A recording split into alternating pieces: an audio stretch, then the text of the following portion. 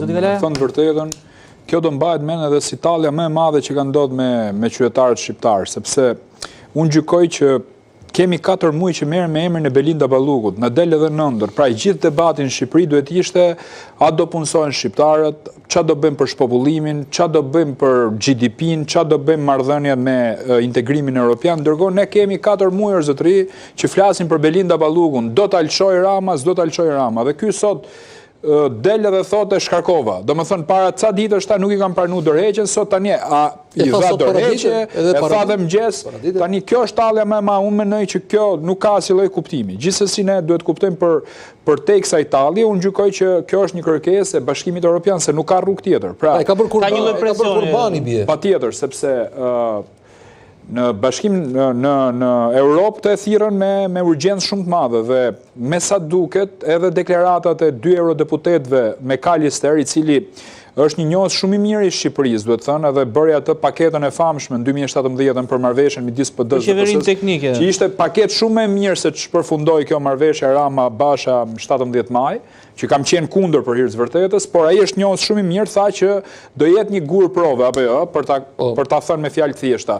E pa këtë këndvështrim, me sa duket, ky nuk e ka mbajtur më presionin dhe ditën e sotme ka dhënë deklarata halucinante. Mu duk si ajo sjellja e tij me 15 nëntor 2013, ku ne protestonin kundër armëve kimike në bulevard, ka majti fjalim 40 minuta, ne kemi dëgjuar atëherë me megafon, e maj men shumë mirë, si tani, që thonte, domethënë i gjithë fjalimi ishte që do pranonte armët kimike, dhe në fund fare tha, shiko, ne kemi të pamundur të marrim pjesë në të operacion. Pra është njëri totalisht i çuditshëm. Po këtu nuk e kam fjalën për me komentuar Ramën. Unë e kam fjalën që kemi 4 muaj që Shqipëria ka shku keq e më keq. Ne meritojmë një ministër infrastrukture të përgjegjshëm, të mirë, edhe minimalisht mos tjetë hajdut më burse është izoluar Shqipëria në 6 anë tani edhe ka marrë fund. Pra, ky ministri i ri që do vendoset, që vjen nga OSHE-ja, që nuk është se ka bon amin, domethënë se ka i problem tu në Shqipëri dhe ka drejt ai zotnia, pavarësisht se jam dakord me shumë nga ato që thot, 2/3 e Shqipërisë tu kur fryer ngelen pa drita. Nuk është bërë si investim nga OSHE-ja.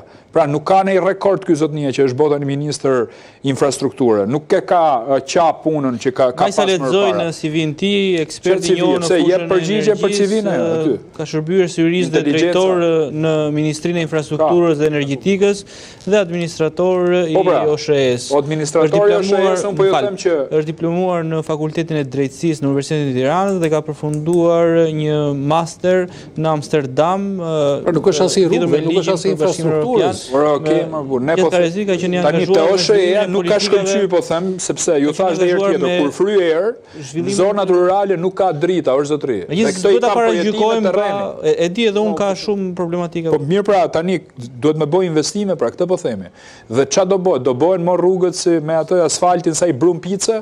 Pra kjo është situata që ka ndor ministri, domethënë. Ne një nga gjërat që na kanë mësuar këto hetimet e SPAK-ut është që gjithçka varet nga një zyrë, nga një dorë, nga një emër, tendera, kontrata, cilësi, standarde, gjithçka tjetër. Nëse në lidhje me debatin që po bëjmë, unë ndaj një opinion tjetër. Jo, më falë, zoti Krasniqi, nëse ti nuk je dakord, ky si ministër, nuk firmon se ura kuptoj dhe tërhiqesh.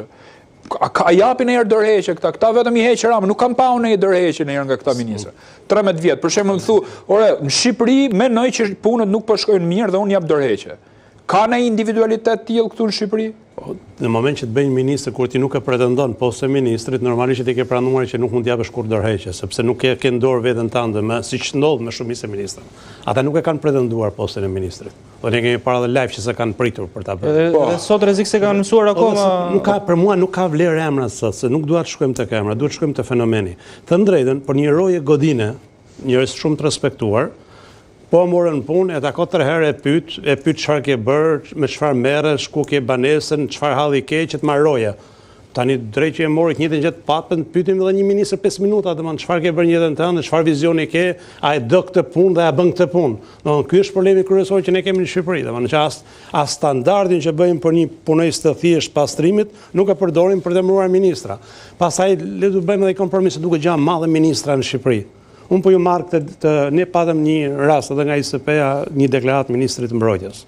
A i dha një deklarat para sa kosh, para 2 javësh, që kemi ftuar dhe serbët për të bashkuar një nismë me tjerë dhe ndërkombëtarët gati u shokuan dhe në nismën me Kroacinë. Pikërisht dhe disa prej tyre na kërkuan deri diku një lloj cili është reakcioni në Shqipëri për deklaratën e ministrit Këtu se komenton njëri ministri, se merr njëri seriozisht ministri Mbrojtjes.